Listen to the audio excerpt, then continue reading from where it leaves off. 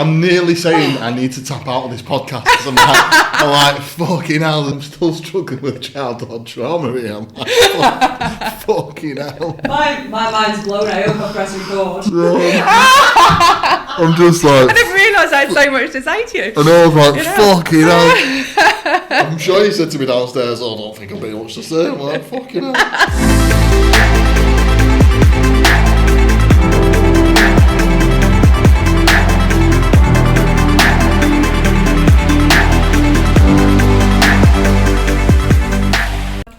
So, we're here again, another episode of the Tezlom podcast, and this lady, not really got to get to know yet, so it's going to be an interesting one, this, because I've no idea where it's going to go.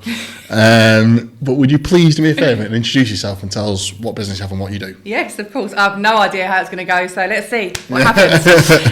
I'm Jenni Dunman. I'm the founder and CEO of Daisy First Aid. So we specialise in teaching paediatric first aid to parents, carers, children's activity providers, and in schools.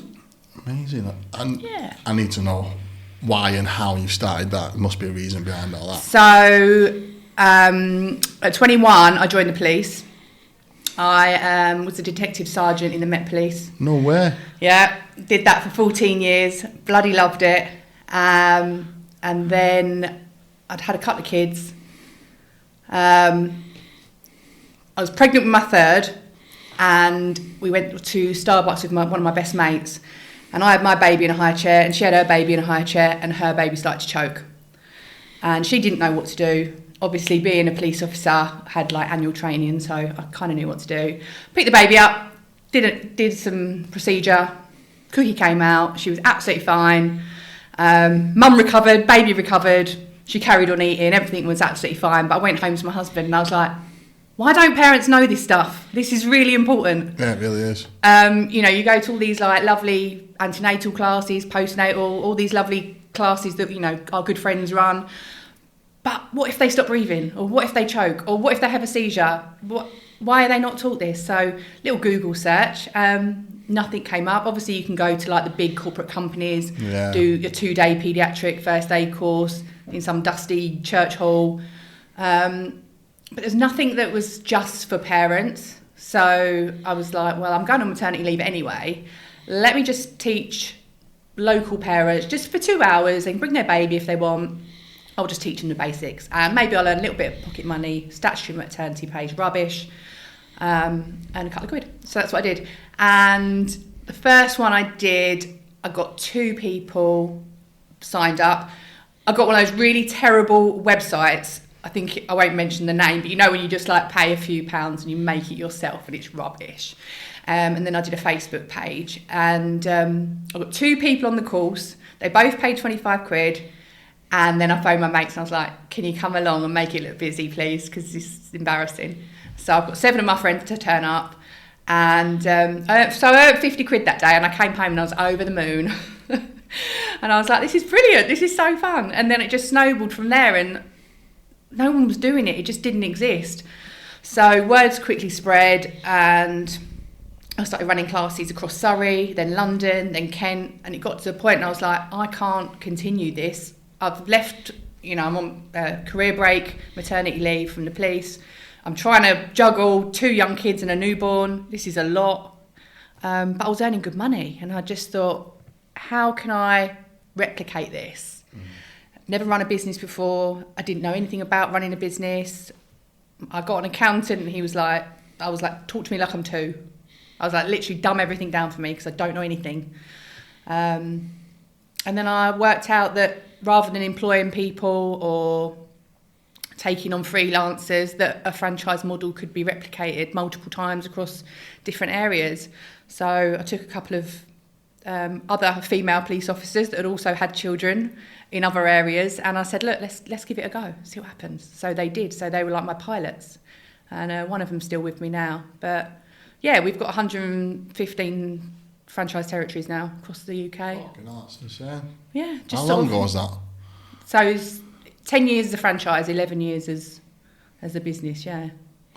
Sick that, isn't it? Just like a little organic, just roll with it. I absolutely love that. I've got shitloads of questions. Can I give you that phone? It's buzzing its head off and it's doing my head in. I don't want to get I don't want to get distracted. Wow, it's sick that, isn't it? What an amazing story that is. And we're still best mates now. So like Kirsty, her daughter Maisie's like 14 now. So like we're still really good mates. Yeah, it's crazy. How did you find out about franchising though? Because it's not something you'd known, especially 10 years ago. It's not like something. Did someone suggest it, or did you just Google it? Or Googled it. Seriously? Literally. I Googled everything. In fact, because I knew nothing, and I mean nothing about running a business. No one in my family run their own business. None of my friends, nothing. So everything was so Google. And I went on a course in Croydon. It was like a free course. It was like, I don't know, it was called something like Start a Business. Yeah. And I remember speaking to this guy who was running it, and he went, "What's your idea?" And I said, "Well, I think teaching parents basic first aid." And he went, "I don't think you'll find there's a market for that." And I was like, "I'll show you." I don't understand why people make decisions like that. Based on what evidence? But he gave me fuel though. He literally gave me a fire in my belly, and I was like, Isn't it funny that like so I've been talking about this quite a lot recently. When someone tells you they can't do something or you should do something, you always end up doing the opposite. Or totally. Trying to prove them wrong. Yeah. Or that's what I say to my kids. Like, I can't say you can't do something. I have to like word it differently because they're going to do it otherwise. It's funny when people know the kids like that. They deliberately don't say what they need to hear because they'll do the opposite. Yeah. And I'm just a bit like that. Like if someone says I can't do it, damn well can. Funny that, isn't it? So, okay. So how much is the franchise?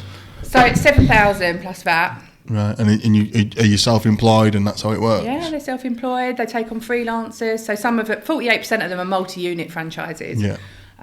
Some of them are built bigger, but it's a lifestyle franchise for sure. Is it? Absolutely. Is it part-time? Would it be full-time? Can be both. Yeah, whatever they decide to be. And some of them started small and then they grow, as their kids go to school or leave school, they grow it however they want to. So we're very much like, it is lifestyle. There is so many different ways, of like running different franchises, but it's the way that suits us best and it suits them best as well. Yeah. Yeah, for sure. And we've saved babies' lives. Like, it's the nicest feeling of like getting an email or a phone call and from someone who goes, "I went on your class and then my baby stopped breathing, and if I hadn't have done your class, I don't know what would have happened." And we all sit in the office like crying. But that's what we do. That's why we're here. If we can have a positive impact on someone's life, could be the next Prime Minister we've just saved, couldn't it? Or maybe someone better. It's good, isn't it? It's funny, we do first aid here because of what we do. We supply carers, so we do a first aid course, and the team do it every time we do it. So we've all done it, and we do the babies in that as well. You do adults and babies with a doll. Yeah, I think the doll's over there actually. But we're lucky because we do that. But it's an interesting. I can see how it would work. I definitely, I've got 2 kids, and I wish I'd done it sooner, and I know my missus would have done it at some point. So. It's just better to know it than not know it and need it. Yeah, definitely.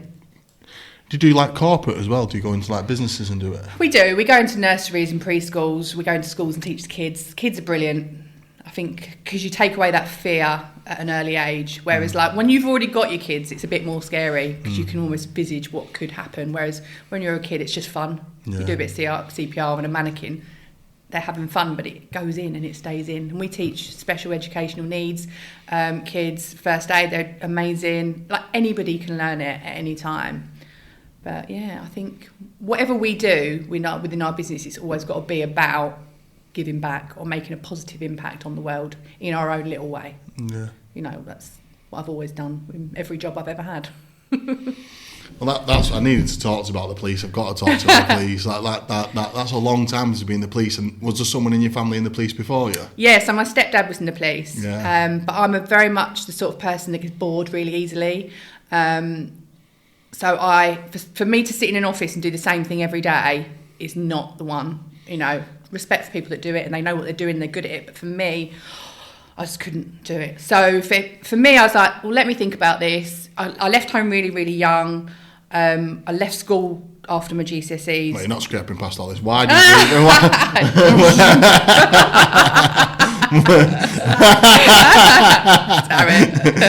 you leave? Why did you leave home early? I left home a very young teen, mainly because I was a bit of a weird kid. I had a lot of trauma as a very young kid. Come on.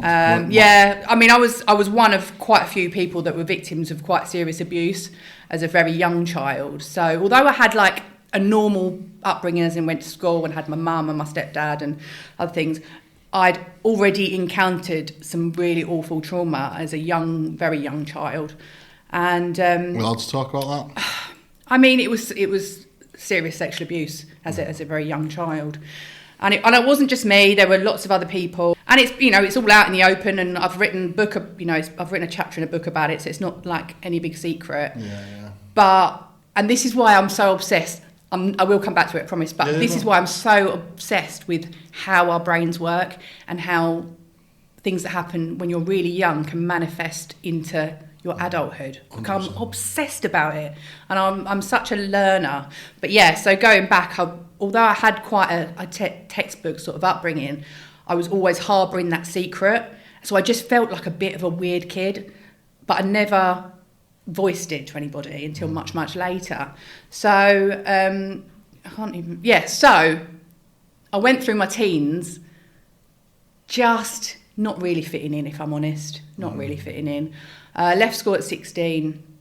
Do you think, can I ask you a question? Yeah, do you think of course. When you go through some trauma, do you think, so I don't feel like I fit in sometimes, but I think it's because, do you ever think that because your emotions have been attacked and your central nervous system so heavy that you become a little bit like the world doesn't understand me anymore and they're not as emotionally intelligent as me? Does that ring true or not? It really does. It really does ring true. Yeah, that's what I feel like. It really does. And I think that is why now I'm at a very big point in my life where I want to help other people. Yeah. Really, really, I've got a strong pull to help other people that have gone through, not just that, but just other things in life, going, there is another way to think, actually. Yeah, that's what I feel exactly the same. Do you? Yeah, I really do. Yeah. And it happened after my brother. Yeah. And I've always been quite an emotional lad. I cry all the time. Yeah. Like, pretty much, doesn't bother me. I'm not asked about acting hard or I couldn't give a fuck about any of that sort of stuff. It doesn't bother me in the slightest. But I often sit in rooms or at work and be talking to people, some close people, and I think this person doesn't understand, and they haven't got the ability to be as empathetic as me right now, so I can't have this conversation with them anymore. And I feel like the weirdo. Yeah. Do you know what I mean? I'm like, why does this person not have that emotional back? Why is this person not willing to go as far as it is to deal with this person's situation? Yeah. I don't know if that... Because they don't know there's any other way. Yeah. They just know what their thoughts are, and it's almost like, these are my thoughts, and that there is no other layer than that. Whereas you and I will know that there's your thoughts, but there's also this. Yeah, there's loads. There's so many layers. But unless that person is taught from, it doesn't even need to be an early age because you can learn it any time. Unless that person is taught there's another way of thinking, you only know what you know, right? Yeah. So they, it's not that they're unintelligent; they just don't know yet. And I feel like there is a duty for you and I to go, actually, we can help a lot of people by giving them a little bit of knowledge or a little bit of growth. And it's lovely, like I'll have a conversation with somebody and they'll be like, oh my God, I just didn't know, or they will look at it from a different perspective that they never would have thought possible. That person's a dick because da da da da da da. But imagine if they actually just look at it from this point of view. Yeah. Oh shit! Completely different. It's hard, isn't it? Sometimes I get put in some sicky situations sometimes, and I'm having conversations with people, and I'm like, it's going to be so hard to get to this person to see my perspective. It's exhausting, and what can be sometimes a normal conversation can turn into a good long, maybe 2-day conversation, and people go home and come back and you have a conversation about how someone's treated someone, trying to get them to see a different perspective and gives enough people. Some people don't as well. No matter how hard you try, they don't see it from that way, and they won't do. And then some people eventually get round to that way of seeing it. Yeah, it's it's weird talking to you about this. It is, and it's so true, because there are plenty of people that you could explain it for 2 days and they would be like, no, Yeah, and that's okay. Like, that's fine. Yeah. And sometimes there's some beauty in that as well, because Yeah. they haven't had to go through anything or had to see the world in a different way, and they Yeah. see life for what it is sometimes. And sometimes I wish I was a little bit like that, because it's a little bit exhausting sometimes seeing it from a different perspective, and it is a little bit... It is. It definitely is exhausting sometimes. Yeah. For sure. But I do feel like it's a bit of a gift. Yeah. Emotional intelligence is a gift. Yeah, I really do think that. And sometimes people really do need to hear it. And sometimes I have to be very mindful not to push my opinions or my thoughts onto somebody that is not ready or doesn't want to hear it, because, who am I to push my thoughts on someone else if they don't want to hear it? So as much as I'm a bit of a life helper and I feel like I want to help everybody, I can't help them if they don't want to be helped, It's so true that. Do you ever find yourself having a conversation with someone and kind of wrapping it up in a different way because you think this is going to be too difficult to explain to this person and I might as well just not bother? Yeah, of course, yeah. It's so funny. Quite Fucking often. hell, I've been doing that so recently. Yeah, you just let it go, don't you? You just go, that's fine. It's fine. I'm going to step away from this because this is going to be exhausting for me, and I don't think you're ever going to get there. Yeah. And there'll be people that you'll put your side across, and they'll think you're a twat, or they won't like you, or they'll look at it a different way, and you won't win either way. And again, you just have to learn to go, that's all right. Yeah. That's all right. Not everyone's going to like me. Not everyone's going to see things from my perspective, and I'm all right with that. Yeah, it's so true, that, isn't it? Yeah, I had a conversation with someone really recently, and they said I get really offended when I send someone a message and they don't reply, and you can see they've read it. And I said, why do you get so offended by it? And they were like, because it's just freaking rude. And I was like, mate, number one, I've definitely probably done that to you before, because my thought would be, I've read it, I've seen it, I want to give you a meaningful reply, but right now I'm in the middle of X, Y, Z. So let me park it and I'll come back to it later, and then I forget. Yeah. There's no malice involved in that, and it's not because I'm thinking I don't want to reply to you because you're a dick, but yet that person's going, she hates me, she absolutely hates me. And it's just like different perspectives on the same situation, so vastly different, but different opinions, same situation. Actually, there's multiple, it's probably like 2 or 3 different opinions of the same. Yeah, there always is, but yeah, it's hard to be that emotionally intelligent sometimes, and be around people and be in them sort of situations, and having to allow for other people not to be like that. That's why. So I find that difficult and exhausting when I'm like, okay, I know this person in my life, they are not thinking like me, they don't think like me. I have to make allowances for them to be in my life because they think that way. Yeah, but do you make allowances and let them into your life at a detriment to yourself? Because let me explain. I'm a bit, I don't know if the word is selfish, and I've spoken about this before. Like, I keep my circle small. Yeah. So the people in my circle are people that are my biggest fans, my biggest supporters, people who make me laugh, the people I can pick up the phone to, and in turn, I will do the same for them. Yeah.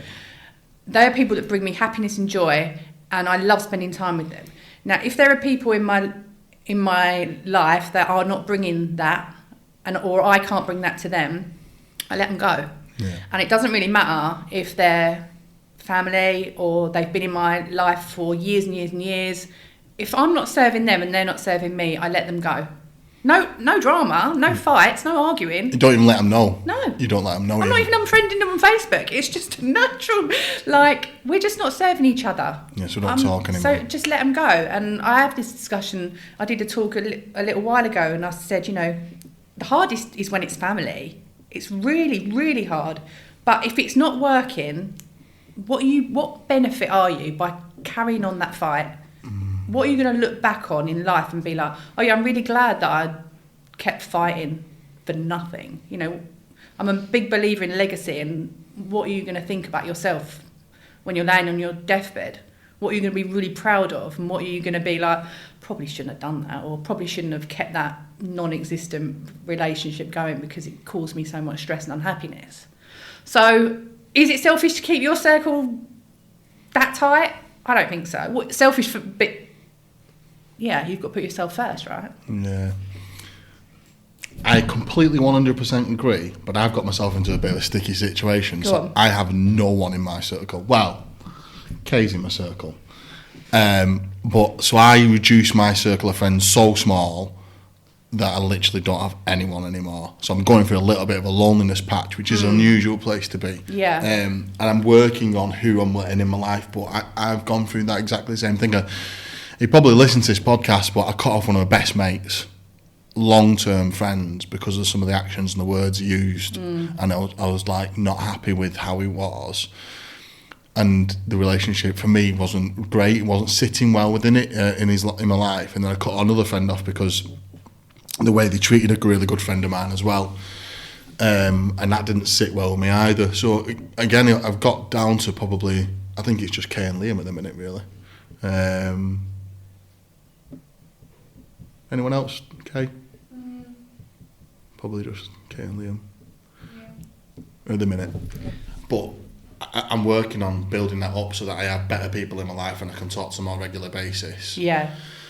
There's someone else actually thinking about it. But yeah, it's. I think it's dead important, that piece about sharing energy, being able to be your complete self and get it back in the same way. Because I think the world's really tough, and if you have to mask how you feel to have other people around you, I don't think it's right. I think it happens in your later years as well, though. I think in your 20s and your 30s, to a certain degree, you can have lots of different people in your life. I think it's actually quite good. Yeah. When you're in your 20s, just enjoy life. Yeah, you've before. got some surface friends, good for a night out, good for, you know. I feel like it's right. But I think when you get a little bit older and you have kids or you get more responsibilities, that want to go out all the time disappears a little bit. Yeah. Because naturally the kids want to go to bed, so you wouldn't be out late and you don't want to hang over the next day, and you might want to do something in the park with the kids, so your direction changes a little bit when you get a bit older. So then you naturally don't go out as much, you don't have as many surface level friends, and then you get to a point where things happen in your life that are really challenging, and it's how then people work through them things and how they treat you afterwards and treat you as you're going through it. See, I would look at your situation in a positive light, to be like, I've shed that now I'm ready to, it's almost like not being reborn as like dramatic, but it is like I'm ready for the next phase, I'm ready for the next chapter now. Like, that's exciting. Like, I've got all these new people to meet, the people that are my kind of people, the people that I want to be spending my time with. That's exciting.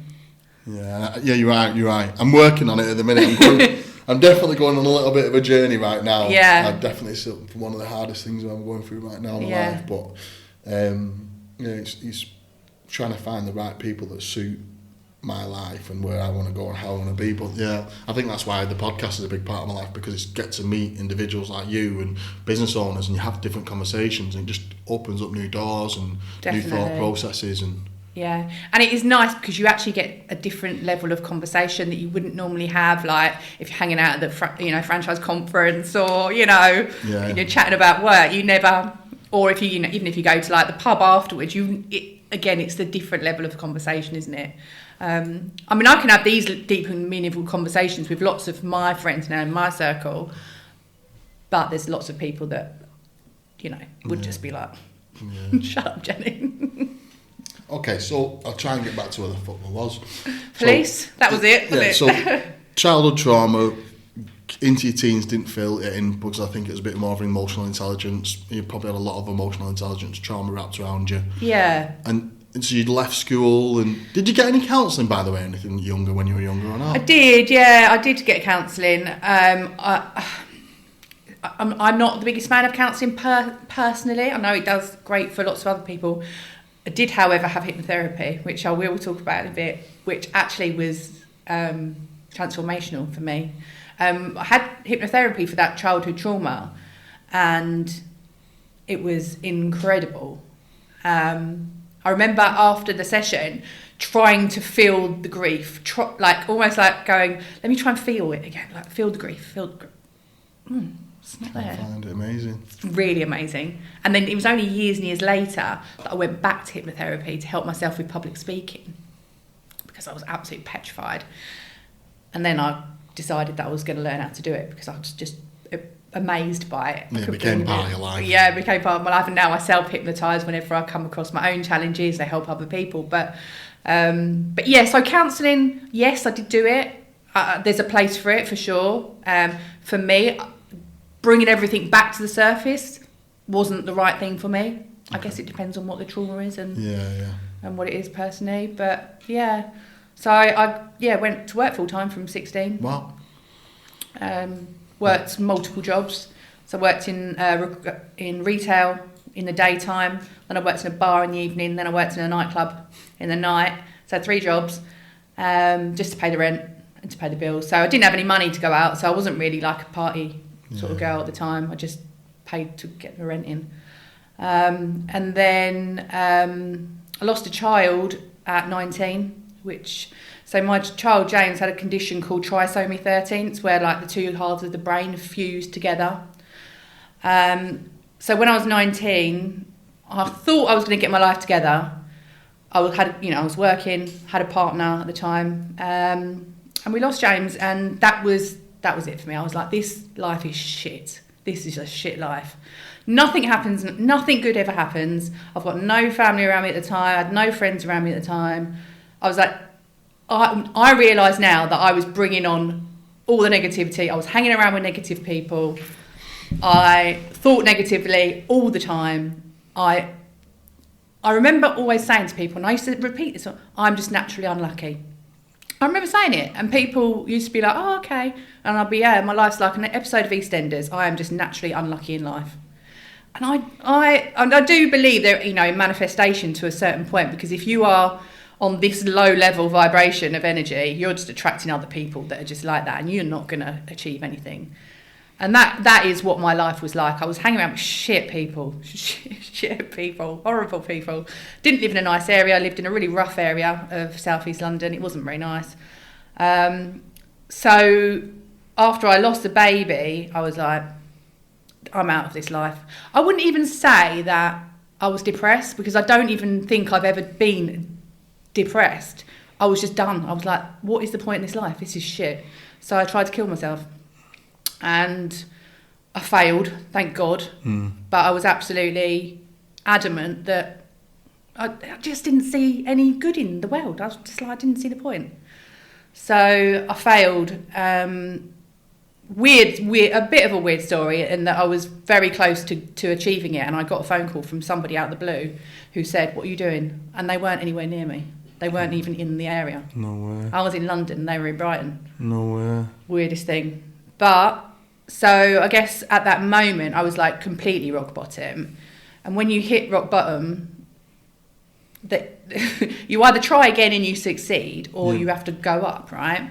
So I to join the police, and I changed my phone number. I cut everybody off, and the good thing about joining the police at the time is you went to Hendon for 18 weeks.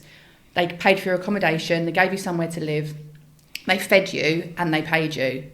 And it was a whole new group of people that I would never meet in my existing sort of world. So you just got yourself from this position, whatever the fuck you did, and just applied for the police. Yeah, I was literally like, and I think because my stepdad was already in the police. Did you tell him about what you'd done, or no? Because I didn't have a relationship with them at the time, so it wasn't even their influence per se. But I guess you just think you must have thought he's doing all right. This is a good maybe. idea. Yeah, it's hard to really remember, but I just remember thinking that's something different every day. And I think I've always been a natural life helper. I've always been that way. And I know it's probably not the best way to help people, but even when I was a kid, if 2 people were having a fight, I'd jump in. Just because I wanted to help, in hindsight. But I was always like a life helper, and I thought if I can do that in the police, that will give me life validation. That will give me a reason to be here if I'm doing something positive. And I was 21, I was a kid really, but... So I went to Hendon, spent 18 weeks. Every weekend, everyone else would go home to their families or go out with their mates, and I'd sit in my little room and I'd study, get all my exams done. And there was a few people that lived further away, and we'd occasionally go to the pub. But on the whole, it changed my life, yeah. I bet it fucking did. Yeah, changed my number. All them terrible people I was hanging out with, gone. Just cut them all out. Cut them all out. I mean, thank God there was no social media or anything back then, so it wasn't even like... it was just change your number. No one knows where you are. It was, great. So I joined and absolutely loved it. So I did 2 years in uniform, central London. Fucking hell, that was exciting, wasn't it? But I love it. I loved it because at the time, completely different now because I'm a complete wet wipe now, but I had no sense of fear then because you don't have anyone, you have no responsibilities, it's just you. So I didn't have that. So jumping into a dangerous situation wasn't really... scary. It was just... You had a shit ton of emotional intelligence though, didn't you? I mean, I don't know, because at the time I was just so young. You'll have been so empathetic though, weren't you? I think. Would you say you were quite easygoing? Do you think you could understand people's backgrounds? Yeah, I'm really, really good. And I think that was my skill set, in that, you know, there'll be big, tough policemen that are good at, like, the physical stuff, whereas I could talk down a violent man and talk them down. I didn't need to fight them. Yeah. But then I did find that I loved working with victims more. Actually, no. I would say I loved working with them more, but I bloody loved interviewing rapists and, like, getting in their head and finding out why and what, and I did love that side of things. But yeah, I was one of the officers on scene at the London bombings, so we were at Paddington Green and directly opposite Edgware Road tube station. So when the bomb went off, we were there, and yeah, amazing. I mean, what I took from that, aside from it being truly tragic, was most people in the world are good, and I don't think I knew that until that minute. Through all my long 21 years of life, I did not realise that most people in the world are good. Everybody in that moment wanted to help, whether it was the homeless man on the street, whether it was the local hotel, the local news agents, the really rich people down Edgware Road. Everyone wanted to do something to help. And I remember just looking around amongst this devastation going, this is weird. This is weird. There's no one here causing trouble. I think that's why wars get so bad, aren't they? Because everyone just generally just wants you. We might not all speak to each other all day, and in London you don't even fucking smile at each other. No, we don't. But in devastating times, in moments of absolute chaos, people just want to be all right, don't they? Yeah, it was amazing, and I carry that through all the time now. Even if I'm going to an area that I'm not that keen on, I would always say to myself, most people in the world are good. I always remind myself of it, and I never forget it. But yeah, it was amazing. I mean, it wasn't amazing, it was truly terrible. But that is one amazing thing that came out of that moment. And also the love of first aid, I guess. Yeah, do you find calm in chaos at all? So we did an experiment. When it all kicks off, in whatever environment it is, most people's blood pressure rises and mine reduces. So, say for example, I'm trying to think of a good example. I don't know, someone collapses in the street and everyone goes, oh my God, oh my God, oh my God. And I'm the same, and my husband's the same as well, is we do the opposite of what everyone else does. So what everyone else is going, and it's like, my blood pressure slows, everything slows, and I'm literally like have clarity amongst chaos. Yeah. I think that's trauma related. Yeah. Are you? Yeah, like, so... That's why I asked, because I just thought, I wonder if it's the same. So, like, if in something massive can happen in business or a personal life, and I just seem to be able to deal with it. Yeah. Lots of little things, they do my fucking head in. Like, really bugs me when I find it, and I almost can't cope to a certain degree. But something really serious happens, and I'm just like, robot. I can deal with this. This needs doing. Let's do that. It's weird. Yeah. I remember having that conversation, and I hate talking about COVID. I actually hate talking about it, but I'm not going to talk about it. But I remember when it all kicked off, and I just went, and went for a walk. Got it out. Yeah. But yeah, so I think I have always been like that, and I'll continue to be like that. It makes you good at first aid as well when things are happening. We'll have to be, yeah. Yeah. But I did love my little time in the police. My 14 years. I went to work for Sapphire, and that's the sexual offences unit. So that was my fuck you. Yeah. Just is your husband a policeman? Yeah. Fine. Is he still in the police now, is he? Yeah, he is, yeah. We were both 21 when we met, so we were both like, mega young. He actually saved my life. That's how we met. So, God, I've got lots of stories, haven't I? Yeah. It's like, I'm nearly saying I need to tap out of this podcast. I'm like fucking hell. I'm trying to like what can I ask about? Like, I'm still struggling with childhood trauma here. I'm like, fucking hell. My mind's blown. I hope I press record. I'm just like, I didn't realise I had so much to say to you. And I was like, fucking hell. I'm sure you said to me downstairs, I don't think I've been much to say. I'm like, fucking hell. This is like my therapy. Yeah. It's just interesting, isn't it? But I think so. We'll get back to your story, but this is why I started the podcast. This very this reason right now we're all laughing and having a little bit of a moment is exactly the reason why I started this podcast, because I have met some fucking amazing people in franchising. I've created some nice friendships from it. But none of us really talk about it very well. And everything we're trying to talk about is selling franchises. Everything we ever put our money into is about selling Daisy First Aid franchise, selling a Tezlom franchise, selling a franchise of some sort. And as leaders, we're not very good at talking about ourselves because we want to talk about our teams, we want to talk about the franchisees, we want to talk about other people than ourselves because we're all living in shame of being successful. Right. So when in these moments I get these conversations and I get to know people so well, that's why the franchise industry needs this podcast or other people's podcast. I'm hoping some other else starts. No, own it. This is why people need this podcast. Well, someone else might do it, and someone else might do it really well. But it's if you were thinking about buying a franchise, and you were thinking about buying a first aid franchise, like fucking hell, you're a solid person, aren't you? Like you've got loads of integrity, loads of emotional awareness. You're not in it to fuck anyone over. You generally want someone to be successful. Yeah. Like get to know you on a personal level now. Like I would probably buy a franchise off you. I would ask anyone who's asking me about it. I'd say, go and speak to Jenni. She's mustard. And that's what this podcast is about for me. Is getting to know that individual and the reasons why they started it. And this is why the UK franchise industry needs to hear these stories so people know what they're getting themselves into and who they're actually dealing with. They're real people. Real people. I with think families, that's so important. Yeah. With families, been through some shit and trying to create a business so that they had that flexibility or followed a dream or a heartfelt thing that they need to go down and created a business from it and hoping that other people do the same. Yeah. So I completely agree. And that's why I love listening to your podcast because I said to you earlier, like there's people that have been on your podcast and that I've known for a decade and I learn something new every time. I'm like, I never knew Anne-Marie went to Afghanistan. I never knew that Theo, felt that way. I just find it fascinating. I love it. Yeah, you're absolutely right. Yeah. And perceptions can be very different. Like if you see you or I at a conference, people might draw their own conclusions to the way we look or the way we talk or the way 100% or reputations, and most of the time they're completely wrong. 100%. It's like Theo, me and Theo, it's like we're really good friends now. He's always got like a blazer and a shirt on and I've generally got a t-shirt, pair of shorts and I'm covered in tattoos, but we've been through very similar life journeys and we have a lot in common. We talk about the same thing, and I think but you'll be the same as me, life does teach you to drop that perception because just forget about that as you get older. Do people sometimes say to you, I didn't expect you to be like that? I get that sometimes. I get told off for swearing a lot. That's my main thing, really. But yeah, it's really nice to get to know you a little bit more.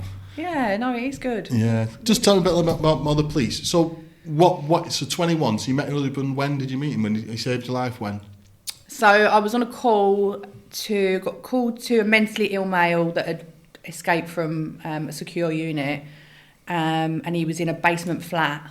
And I was with my colleague, and we were meant to meet social services there, and then meant to take him back to hospital. So we were there really just to facilitate, make sure, keep everyone safe. But when we got there, the social worker wasn't there, and the guy was really unwell, and he was a bloody big fella. I mean, he was a big fella, and it was a very small basement flat.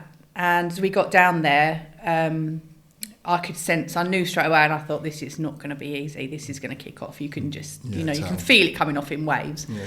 And there was no kind of talking to someone down because he was up there. So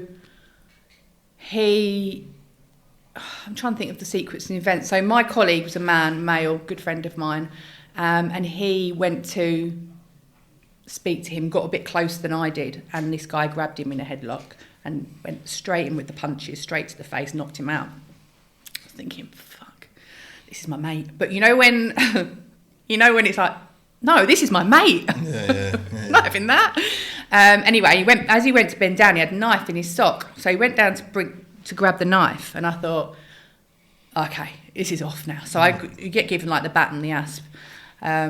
And so I just got the asp and I just hit him as hard as I could across the shoulders. I was literally banging like this. But I'd already hit my yellow button, my orange button on my radio just before, because I said to them, this has got a feeling like it's going to kick off.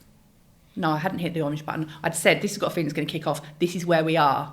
So if you can get your units just stand outside nearby, that would be handy just in case. So by the time I'd hit the orange button, they were already outside. So anyway, so I was doing my stuff, probably not having much of an effect. So I was tiny back then.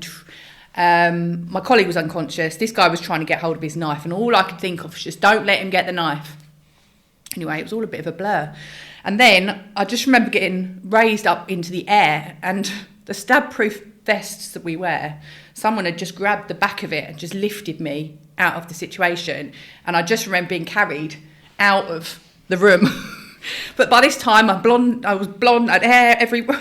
I looked like an absolute wreck. Blonde hair everywhere, I'm angry, I've got me out.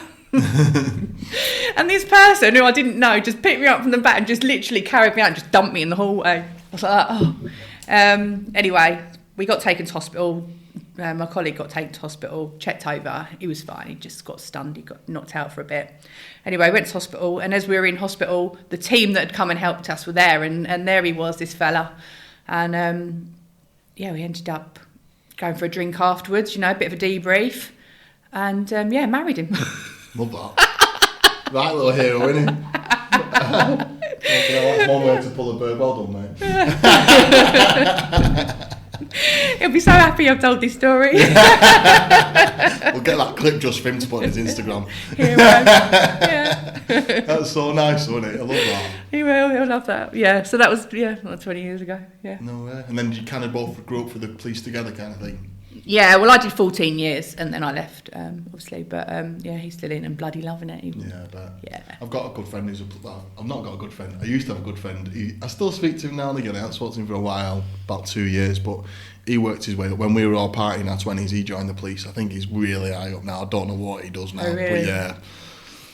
No, and last time it was about 5 years ago. I properly spoke to him, and he was he's in Burnley firearms squad, but I think he's probably up in detectives or something now. I have no idea. They get a bad rep, but you know what? Out of everyone I've ever met, no one does it for the money. Mate, no one does it for the kudos. No one does it for any other reason other than they actually do want to make a difference. Yeah, I think it's a great career. Hats off to police. They get a bloody hard time. But yeah. You wouldn't put yourself in these dangerous situations. Standing there not knowing you're going to get blown up because there's a bomb just gone off. And you're standing there keeping members of the public away, knowing full well there could be a secondary device that you're standing on.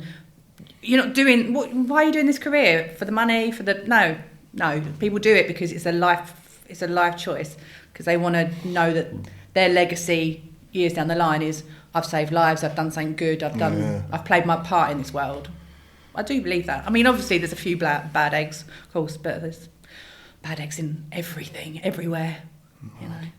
Eggs, apples, bad eggs, bad fruit and veg. I'm trying my hardest to keep this podcast on, because my brain's like, ask got this, ask got that, ask got this. Just kids. So kids came round. Yes. How did you cope with that, being the police? And 3 of them. I went back to the police after the first 2. And is it full maternity pay in the police? I don't know. For a bit. It's not great. It's okay. Is it? What I noticed, and I think, to be fair, things have changed back then, but because I was a detective sergeant, used to run in my team, as soon as I had a baby, they were like, you can't run a team anymore. And I was like, why? And they were like, well, because you're a mum now. And I was like, sorry, what? And they were like, yeah, because what if your children need you? Or, and it was so bad. So bad. So I went from running a team to being put in this, only can be described as a broom cupboard, and given stationary orders. And so the kids get ill, you've got to get off. They don't accept. I never ever went off with the kids. I never ever took a day off when the kids were ill, and I never ever let the team down, and I never went sick. But you're a mum now. It sticks in my neck, it does my head in, because he's having a small business. Yeah. We can't fuck off, we just standard maternity pay. But I just wish the government would sort it out a little bit so you could get full pay if you're on maternity leave, or just a better pay or something, because as a small business we can't afford it. But it wasn't even that, it was just the fact that they just assumed that now as a mum I couldn't do the job that I was doing before, and I was like, I swallowed it, and it's a big mistake, because I swallowed it, and I never complained. I just sat in my broom cupboard and did my stationery, and I didn't pipe up. And now, actually, one of my friends is a very high-ranking female officer now, and she's now had a kid, and she was like, "I'm really sorry." She said, "I get it now." She said, oh, I just didn't see it before. And I was like, don't worry about it, it's fine. I mean, I've done all right now. But yeah, it was very, I think it has changed a lot. But yeah, so I went back with the first two. Interesting, the only time it ever was raised was when do you remember there was the London riot? I don't know, you're up north here, you might not have remembered it, but it all kicked off in London. And everyone had to stay on. And my boss said to me, right, you've got to stay on. And I was like, yeah. The thing is, I have got 2 children at home and my husband's staying on. And to be honest, if there's a riot, you're better off having him than me. Yeah. And they were like, yeah, okay. So that was the only time, actually, I think I was like, I probably can't stay because one of us has actually got to be home with the kids. Yeah. And I left shortly after that, but I loved it. So talk to me about leaving the police and doing why did you leave and how did that end? Yeah, Daisy First Aid. So literally when I had the third child, carried on doing Daisy First Aid, and they let me take a 5-year career break. And they said, if you register a business interest, you can still do Daisy First Aid on your career break. And I was like, that sounds brilliant, because if it all goes wrong and I've made a massive mistake and this business is not, that fella in Croydon was right, then I can just go back to work. And that's mint how they do that, isn't it? Yeah. That's so that was good. I guess you just go back for a job interview and you get your job back kind of thing. Yeah. But I knew after 18 months, I was like, there is not a chance I'm going back. So I just handed my notice in and I left. So, but I've still got loads of friends still in. Yeah, you will have, yeah. Life as well, life friends as well. Yeah, they're good. Good times. So the third one came along when you had Daisy? Yeah, so he's 11 now. And coping, running a business, looking after a baby? Yeah, he used to sit under the desk with his trains. Yeah. While I carried on working. So he's never known any different, actually. Yeah. He's always known that I'll work around the kids. But I've never had to put him in childcare, and I've never had to rely on anyone else, apart from, like, family and stuff. But, yeah, they're quite used to it. I think it's quite a good role model, really. Yeah. So I always try and touch on this in my podcast, but I told you I'm selfish in my podcast, and people might think it might be a theme, but I just have to, it's for my own sanity. Yeah. Because my kids both were in nursery. Jackson was in at 11 days. He was the youngest one that's ever been, because my missus works as a hairdresser and she had to go back straight away because she couldn't afford it otherwise. Yeah. And then and I work away all the time, so go doing pitches and expos and conferences and all that sort of stuff. And it's just working through that, isn't it? Of like, do you miss out on the young years of your kids' lives, or are you an inspiring dad? And I think I made peace with being inspiring, because if I think about my mum and dad, because my dad worked away all the time. Some days it was 7 days a week when I was really young. And mum used to say, like, you didn't want for anything, but you were both in full-time care, sometimes even after-school care as well, like after nursery care, because we used to go to a childminders till like 7, 8 o'clock at night sometimes, because mum had us, she worked for Bass, I think it was, and we had 2 kids, there's 2 of us, and my dad was working away 7 days a week, so... But I only know that because they told me. Don't remember it? Yeah, I don't remember it. Yeah. I don't remember being absent of my mum and dad, do you know what I mean? Yeah. What I do remember is being in mum and dad businesses when I was a teen, and in my 11, 12, and my teens, working in one of mum and dad's businesses and thinking, this is what hard work looks like, and this is what a team looks like, and this is what it takes. And I don't know, have you... No, I think, speaking to other parents, you get guilt whichever way. So I know full-time parents that feel guilty because they're not there enough. I know guilt from parents that don't work anymore and they feel guilty because they're not contributing. I know I felt guilty because I was working and I had a baby underneath the desk playing. So everyone feels guilty at some point. Everyone's trying to do their best. It's not a right or wrong way. It's just, I never really thought about it like that either, really, thinking about it. Like, I guess there's parents who don't work at all and feel guilty about that. Yeah, 100%. Or they don't feel like they're contributing, or they want to, but they can't, physically they can't pay for childcare. It's not worth them going back to work, so they don't. Then they feel guilty. That purpose thing as well, lose the purpose and all that sort of stuff. So, no judgment here whatsoever. You just got to do what works for you, haven't you? Yeah. And hope that you're doing the best and you don't fuck up your kids. It's just... Someone said to me the other day, one of their versions of success as a parent is if they're still your kids are still talking to you when you're 18. It's probably quite a good quite a good analogy, that, isn't it? It's because I've got a really good. I work with my mum every day, and I'm 41 now. I've got a really nice relationship with my mum, but I know people who've got zero relationship with their mum and dad, and I think to myself, would I want my boys working with me? Maybe yeah, they might do, or but I think I'd probably want the same relationship that I've got with my mum and my boys when I'm 40. Yeah, I think that'd be quite nice. I think I think that'd be a version of success. I think definitely. I hope my kids still hang out with me. I think I wouldn't have it any other way. I'd just force them to do it though. I'm like, you will be my friend. Are they? What are they? How old are they now? Well, so Daisy's doing her Daisy, obviously, is doing her GCSEs. So we were having this discussion: how much pressure do you put on a kid when they're doing their GCSEs? And this is a conversation. Actually, you'll like this one. So this is a revelation that I had last week. Having a conversation: how much pressure do you put on your kids when they're doing exams and whatever? And I was doing a bit of inner work because I love to work on myself, and it occurred to me that for as long as we can ever remember on this planet, and not just us but everybody, we're all conditioned to just survive. So as soon as the baby's born, it's like, right, you've got to go to school to learn stuff so you can go and get a job. And then when you've got a job, then you then need to procreate, and then you procreate and make sure you've got a pension so you can buy a house. And then when you've got a pension, you can do some stuff, and then you die. And well done, you survived. And I was like, that's so shit. That is a really shit way of encouraging people it's such a privilege to be born into this world, and whatever beliefs you are, I mean, I'm a spiritual person, but you know, whatever religion or whatever beliefs you've got, like, it is a privilege to have this life and to make the best of it. And so to bring a kid up just to teach them to get through it is shit. So I went from saying things like to my children, like, what do you want to be when you grow up? When you have babies or when you get married, I won't ever say them to them again. Because I was like, I've completely almost changed my whole opinion on what a life should be. Because surviving this life is a terrible way of getting through it. What you need to be doing is going, what have you done today or this week or this year that has made you have a positive impact on this world, even in a little way? What have you done that's been amazing? What's your next experience? What's your next adventure? Not what job is, how much money you're earning, if you put in 20% in your pension pot, like, I think it's shit. So I'm taking a whole new approach to life now, going, I'm going to have some adventures, and I'm going to pass that on and pass that impact on to my children. Does that come from anything, that?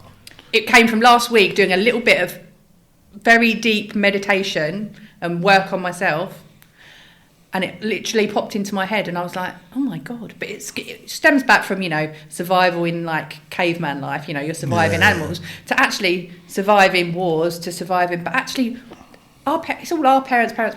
It's all we've ever known. So we just assume that's what we're meant to do. This is very deep. Sorry about this. No, I really like it. I'll ask you some more in a minute. But now I'm like, God, that's terrible. This is a beautiful world. A very beautiful world. Yeah. We should be exploring. And what are you going to think on your dying day? You're going to be like, oh, I'm so glad I travelled the world and I experienced that and I've done this and this and this. Or are you going to be like, I had a great pension. What a great pension I did. And, you know, I loved my little desk that I sat in for 30 years with my paperwork. I'm not trying to like belittle people that do that. I'm just kind of saying we are made for bigger things than what we're taught. Yeah, no, you really believe that. We're made for more. It's made for enjoying things, isn't it? And taking things. I think sometimes you have to be super grateful, and you can enjoy the little things in life, and you can enjoy massive things in life, depending on what's that. It doesn't have to be a big grand thing. Some of the best things are like the little things, aren't they? Oh, fucking kicking the ball, my little Logan's the best thing in the world. Yeah. Kicking the football, my little Logan, 100%. Is literally the best thing in the world. Or sitting watching Minecraft with Jackson. And it doesn't matter where you are in the world. The other day, I had both of the day it was half term, and I had the best half an hour sat on a bench in Southport having a sausage sputty with them both. Love it. Yeah. Best half an hour. I was like, I was skinned. I'm having a tough time financially a minute, and I'll be all right. And I'm like, I'm not in a fancy restaurant. I'm not in the fucking Ivy. Not anywhere in the world. Didn't have the iPads with me. We had a mint half an hour, just sat on a bench talking about sausages. Love it. Talking about pigeons, you know, like just chatting shit. Yeah. And I was just like, precious. I need to remember these points when I'm really putting loads of pressure on myself about stuff. Yeah.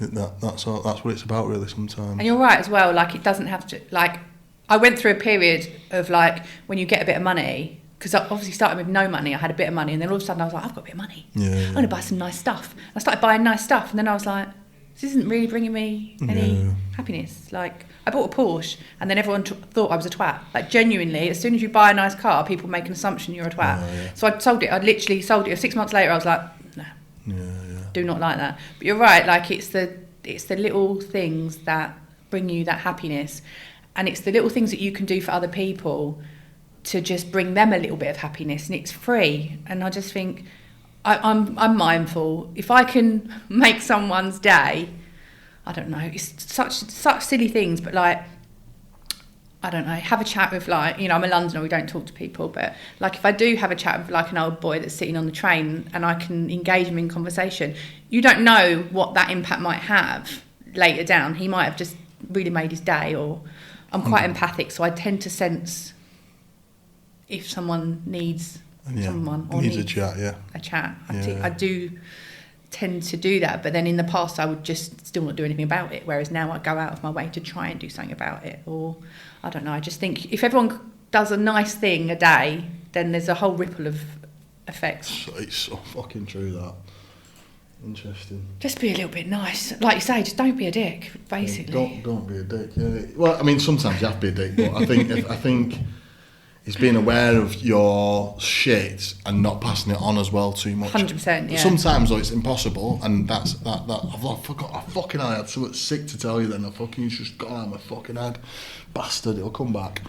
But yeah, it's I think it's definitely being mindful of your own situation, and sometimes things are really on top and you can't do anything about it, and that's cool. But then also not passing you, as Kay would say, your monkeys on. Yeah. And passing them on to someone else too much.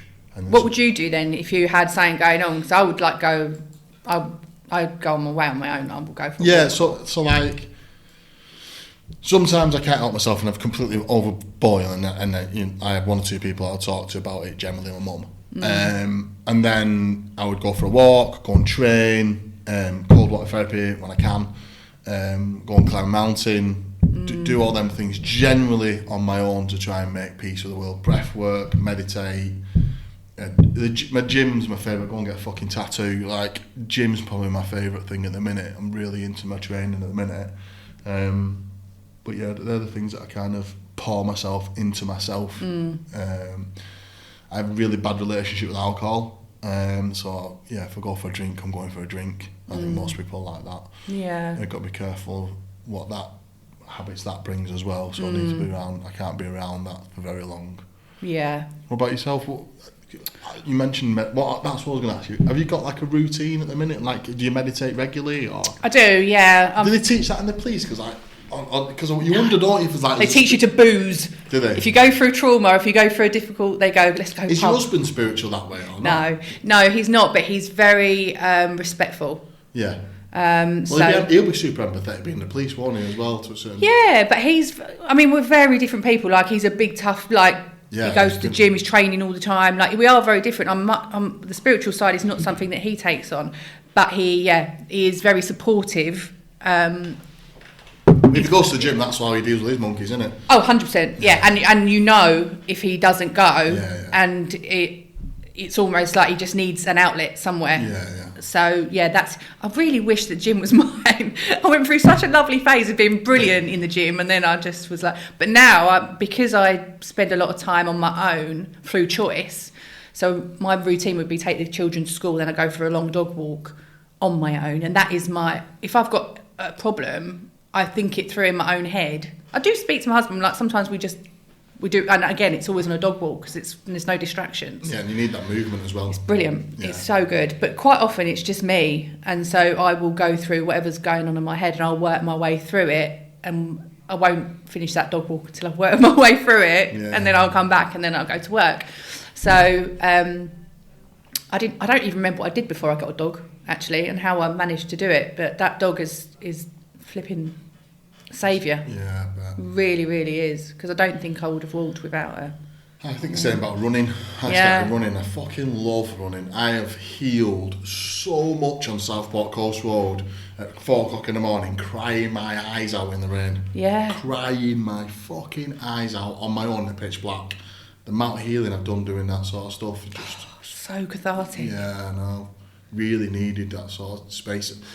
I think that's where sometimes if you don't go to counselling, that's where you can do your own sort of work. I do think that counselling has helped me though, but I've done years of not counselling and looking after myself. That way. But I think routine. Do you say you've got a routine? I'm such a routine girl. Yeah, a routine girl. If I fall out the routine, or if it's like summer holidays and stuff, and everything's all a little bit, I really do struggle. I really don't enjoy. It even takes me like a good few days if we go on holiday somewhere to get in the flow of a different routine. So yeah, I'm almost like I know what I'm doing hour to hour. I'm gonna go for that tangent here again. Do you think you fuck holidays up? Or I think I fuck holidays up because I need my routines. Like if I have to go to the gym, have to drink water. Like I'm a bit stickler about clothes and stuff like that, and so if I don't have them things in place, I'm like almost have to go, right, we're going on holiday, okay, I need to get all these things in place before I even entertain. I'm a little bit like that, but I'm more like, I know that it takes me 3 to 4 days when I'm actually on holiday, it will take me 3 to 4 days to settle, to switch off from work and all the other things, to stop my brain, because my brain generally doesn't stop. And then I will sort of ease into it. And then 3 to 4 days before I know I'm coming home, then it's struggle and I'm not present. I know I'm not present and the kids are there and I have to really keep bringing myself back because my brain is somewhere else. So I probably don't give myself the break that I think most people do. Have you seen Ruth Brown podcast? No. Ruth, I love it. It just sticks in my head all the time.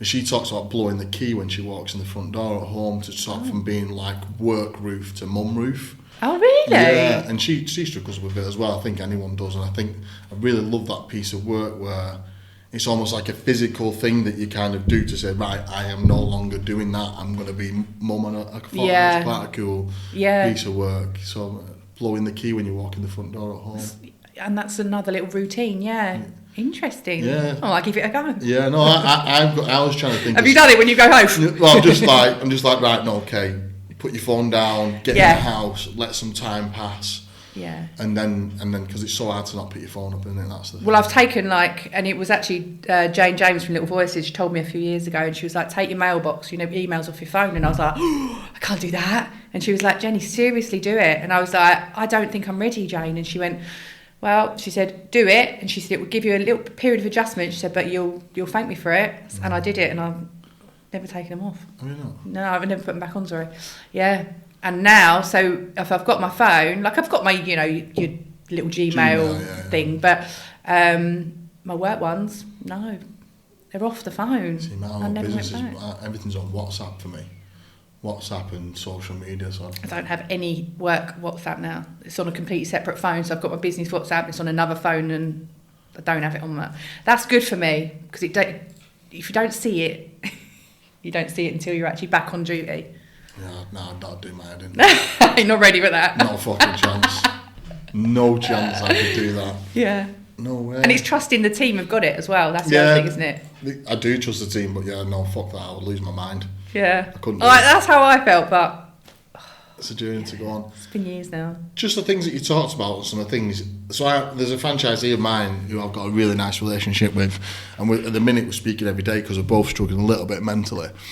And I was just wondering, do you pass that on to your franchisees, some of the stuff you've been on? Do you kind of talk to them about how they cope running a business, or do you not really have that relationship? I do some talks with them. I do some sort of mindset talks with them. I'm a bit like, I don't like to admit I've got a problem, or I don't like to admit that and so there's one franchisee, but she's worked in head office as well, and she's the only one person that knows me properly. So like, I lost a friend last year, and she phoned me, and I was like, and she was like, what's wrong? And I told her, I said, my friend, but she has her own things, and we have just a really lovely, we're on the same page, so we can have those sort of conversations. But from a sort of I don't know what it is, but I think maybe it's a franchisor thing, or maybe it's like a management thing, like I'm fine, everything's absolutely fine. So I probably wouldn't ever admit to anyone else within the network that I was like struggling. No. See, I do it all the time. Do you? Yeah. Yeah, literally. I think that's good. I don't think what I do is right. Yeah, it's a funny one. I admit it in conferences. Yeah. I've done it in conferences and said it to the whole franchise network. Yeah. Because not that you should, because you have to be completely comfortable with that sort of thing. Yeah. But I think it shows strength to a certain degree that you can get through it, and you also kind of letting everyone know that you're struggling. Yeah. Takes the pressure off you, and then all of a sudden you're not struggling as much. It humanises you as well. Yeah, it humanises you a little bit. So I don't know. Maybe next time you're out. Well, Anne-Marie said on her podcast, like, you know, she did the same sort of thing when she broke down with her team on, you know, over COVID and on Zoom and stuff. And I had so much respect for her for doing that, because I went to the end of my garden and cried because it was so fucking hard. Yeah. But no one saw that. Everyone else saw me going, right, we're absolutely fine and this is what we're going to do. But yeah, no one else knows that. Yeah. Everyone was just like, oh, well, she's got it under control. Yeah, we went through the overseas workers last year, and I just said we're having a fucking conference about it, and I kind of went, right, this is it. You want to get it off your chest? Here's your opportunity. Let's talk about it. Yeah. I'm going to tell you we're struggling. It's tough. This is what we're going to do about it. Who wants to quit? Quit if you want to quit. I'll make it dead easy for you.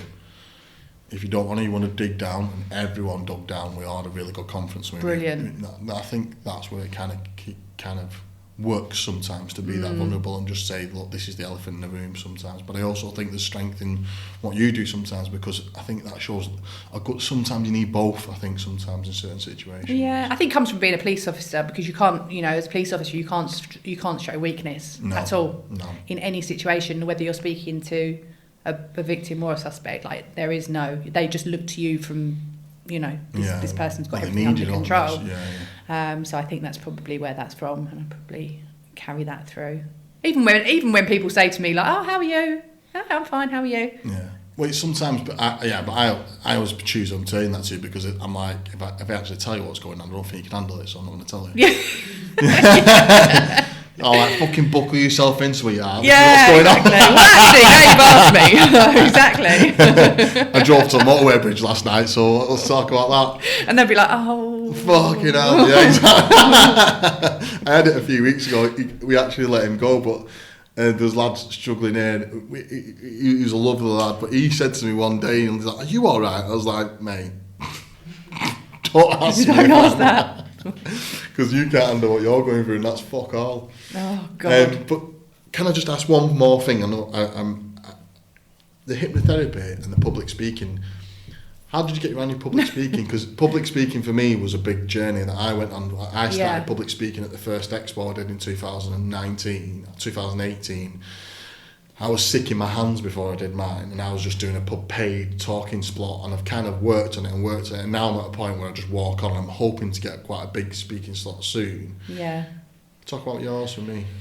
Because I would have thought being the police, that would have been no problem. 100%. And do you know what it is? And having done the work, I know where it came from. So when I was 11, I was auditioning for a school play, and everyone had been working really hard on it.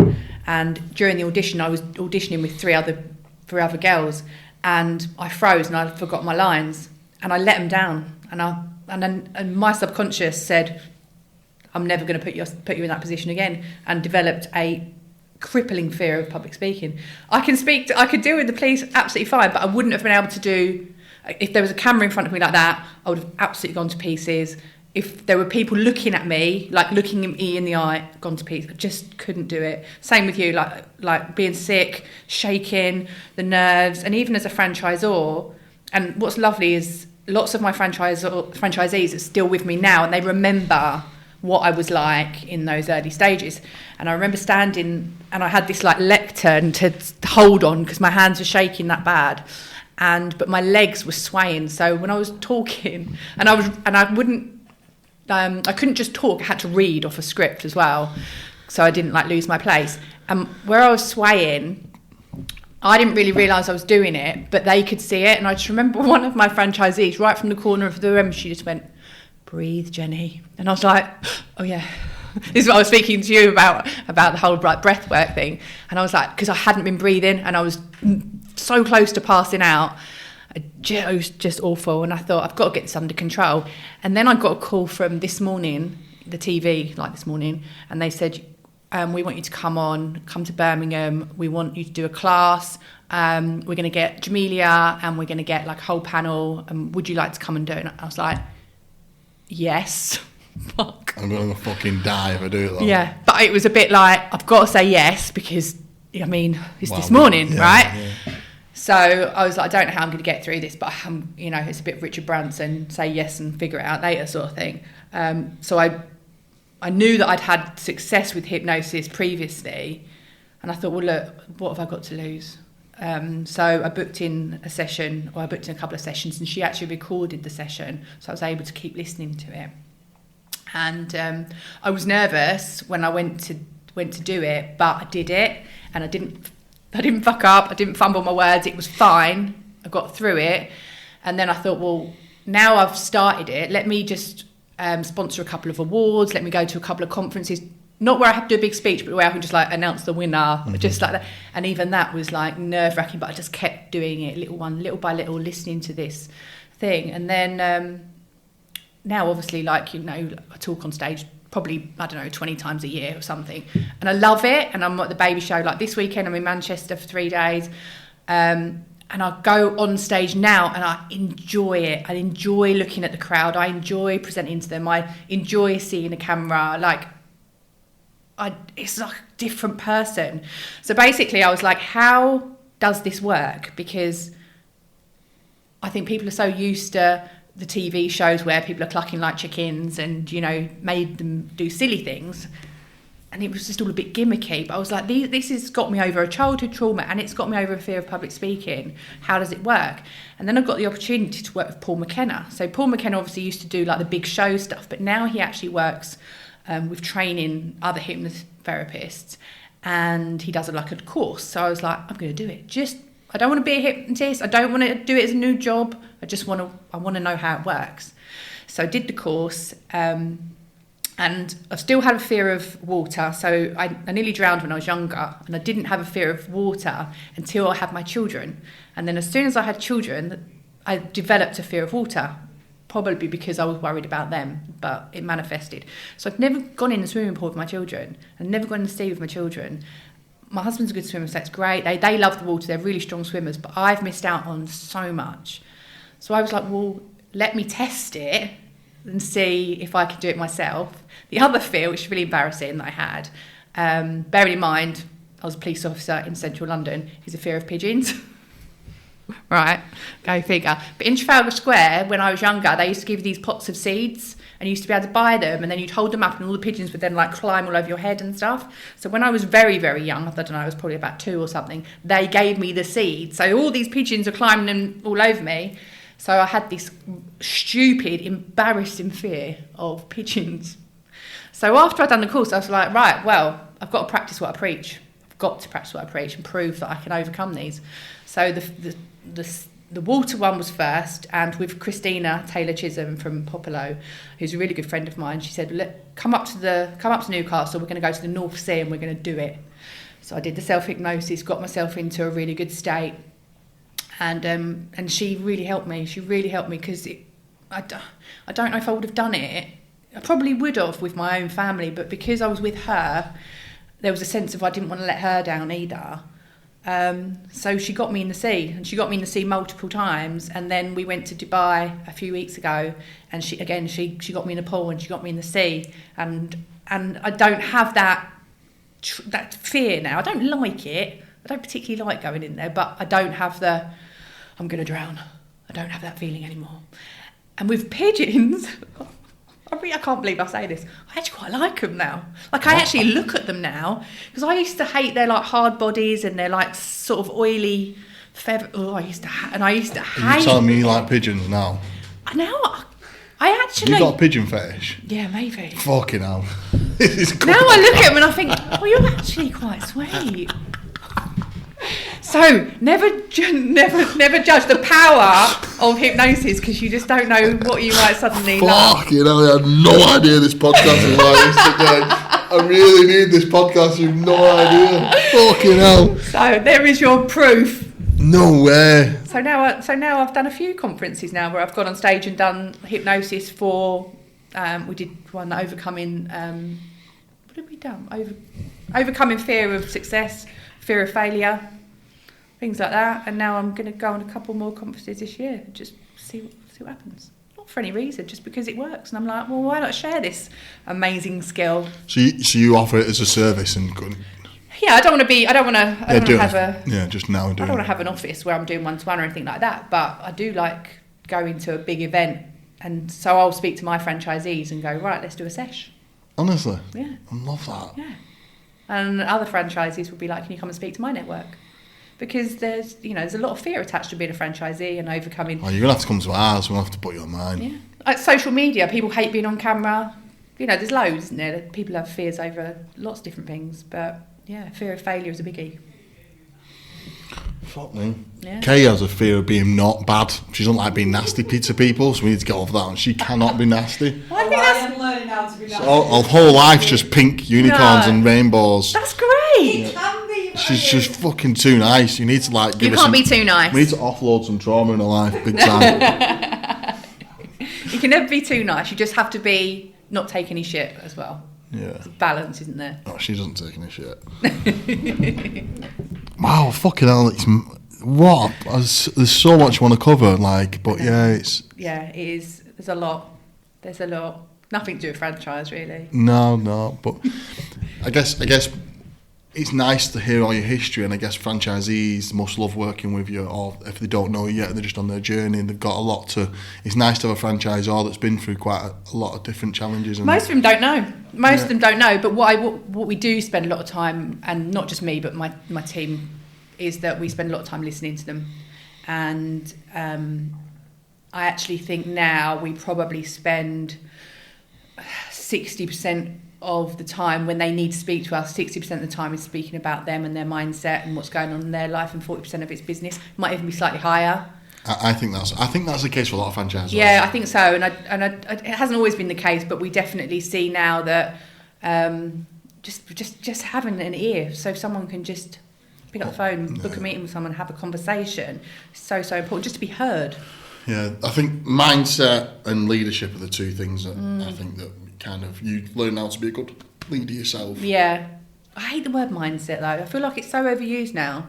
I need a new word. Yeah, I know what you mean. It's it's attitude, isn't it? And just who you are, character, and how you're going to get around things and try and push through it. Yeah, I think sometimes I say, "Oh, can you do a talk on mindset?" And they think I'm just going to go, "Just think happy thoughts, and life will be great." I would never. Mindset, say that. I think, starts with I am seriously depressed, and my way of coping with it when I'm seriously down is I start with water. So I'll go and you'll know, because I'll go and get a 2 litre water bottle, right, and I'll sit and drink so I'll break it down to 10 minutes. I start going, don't look at my whole week, don't look at my whole day, look at the next 10 minutes. Yeah. And generally when I'm at a place where I'm like crying on the floor in the car and don't want to get out of bed, I'll generally start with water, drink 2 litres of water, try and find my favourite outfit, get a shower, find my favourite aftershave, get changed, and it builds from there. So whenever I'm talking to a franchisee about mindset, and if I go back to that franchisee I was talking about today, we were talking about getting to the barbers that day. Then I was like, try and buy a new t-shirt online that you really like, and then said that so tomorrow you've been to the barbers, you've got that t-shirt on, get to the gym, try and do a workout, pick an easy workout, one that you've done before that's dead easy, so you're at least going through the motions of doing it. And I think for me personally, mindset is like that sort of stuff. It starts from the very tiny crumbs of the foundations of the day right up to making them 10 sales calls, having that difficult conversation with that client, sacking that employee, employing that employee, doing payroll, doing all the big chunky stuff that takes all that energy. Starts from the tiny little things of, have you got your best aftershave on? Have you got a new t-shirt on? Did you go to the barbers? Have you been to the gym? Have you had a good lunch? Have you had enough water today? Have you had enough caffeine today? Did you have a good enough sleep? Have you checked in your missus? Have you checked in with your mate? Like those tiny things that all build up to get you to do them massive things. I completely agree.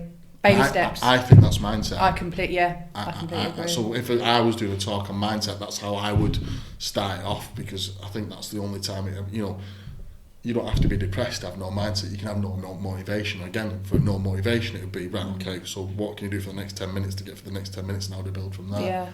Yeah. I think you're absolutely right, because I think the fear is like the overwhelm of going, all of this needs to be done, or all of it. And it is those tiny little baby steps that incrementally get you to a better place.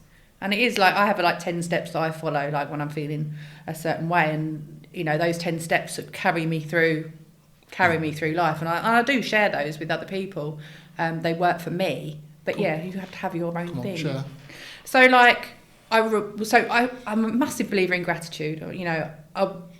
Before I even get out of bed in the morning, I have my gratitude list, and I'm grateful for what I have, and I go through that only in my head. I don't even step foot out of my bed until I've gone through that list, because it sets me up for a good day straight away. If I was to get out of bed and stub my toe, rather than being like, I will stop and go, that's a sign for me to, okay, let's reset, let's start again. So I will always start the day with gratitude, or start with my routine. I'm trying to think of my bloody 10 steps now. Showing kindness, getting yourself on that higher level of frequency, like being that good person. You'll never hear me complain. You'll never hear me moaning. I'm not a moaner. I'll have my own thoughts, but genuinely, you'd never catch me online complaining. You'd never catch me online saying anything negative about somebody, ever. I don't think that's the place for it at all. In fact, you wouldn't catch me. It'd be very hard to ever catch me bitching about somebody.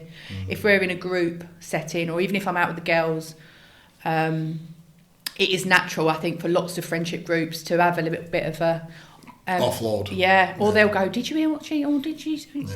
It's very unlikely that you'll ever hear me say it. Even watching TV, and me and my mum have had a conversation about this, because she loves to pass judgment on people on the telly, what they're wearing, what their hair's like, what they've said, and I feel very uncomfortable about that. She's like, but they can't hear you. And I say, I know, but it lowers my frequency. If I'm having those negative thoughts about somebody on the telly, it's nothing to do with not offending them. You're putting it out there. It's putting it out there, and it's making me feel bad. If I'm having those icky thoughts, that's not going to benefit me, so I don't voice them. So you'd be hard pushed to. Don't get me wrong, I'm not perfect, I have my moments where I'm yelling at kids. I think what you're trying to say is a practice, isn't it? It's a practice, 100%. I got the word gratitude tattooed on my hand because I'm literally never fucking grateful for anything. So I'm like remember that. I have the word remember as well, to remember who I am, because I just lose track of what I've created and what I've done, and then being grateful of.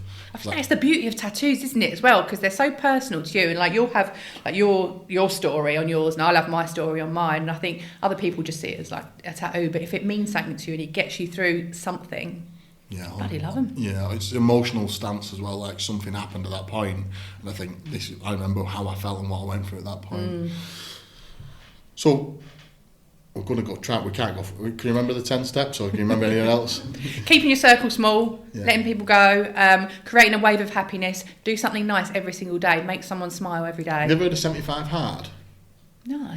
So I did 75 hard. Oh, I have heard of this. This is yes. So Andy Frizella. Yes. So I did it. I did 78 days actually. And there's something else called the Live Hard program you can do afterwards. Sounds a bit hard to me. Yeah, so no alcohol, no chocolate, no sweets, follow a diet plan, 2 workouts a day, one of them's got to be outside, drink 5 gallons of water, read 10 pages of a non-fictional book, and take a progress picture. I did 78 days straight, How did you feel? It was really good. It's fucking hard though. There's a lot of sacrifice. Yeah. A lot of sacrifice. But there's something called the Live Hard program, and part of the Live Hard program afterwards, if you stay doing it, is do one kind of act of kindness a day, and do all some of the things you've talked about, put past these things on it. There's definitely elements of it I'm trying to incorporate in my life, but just things are a little bit over the top of the minute. So, but I would like to try and push that in my life, because I think it's important to try your hardest to be grateful and push kindness out there as much as you can every day, even if the world feels like it's just about to implode. Yeah, it is that, and it's not easy sometimes. So it really isn't easy sometimes, but sometimes you start with the most simple things, like that you're breathing. Yeah, I've got a house, I'm in a bed, You got know, my kids. got some food. Yeah, I've got some food, I can have a drink of water, I can brush my teeth. Yeah. And it's like, sometimes I get in my head like, oh, I can't buy any new clothes right now. I've got clothes, don't worry about that. Yeah. It's breaking it right down, isn't it? It is, and it is a practice for sure. I think if we all just make an effort to be a little bit better every day, you know, that's all we can do. Make our own little positive impact on the world. It doesn't have to be a grand thing. We don't have to change the world. Just, you know, our own little way. So when we're laying there one day on our deathbed, we go, oh, I'm a right person. I'm quite proud of what I did.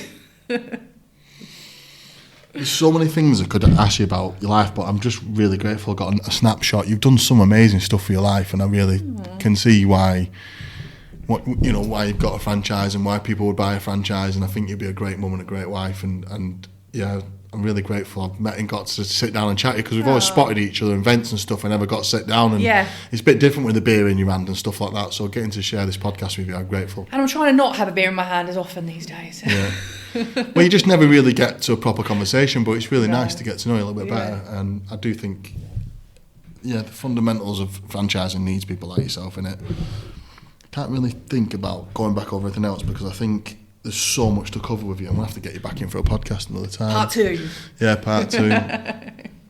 So, I'm going to wrap it up. No worries. Thanks for coming. Welcome. I've come a long way. I really Loved it. appreciate it. Enjoyed it. Cheers.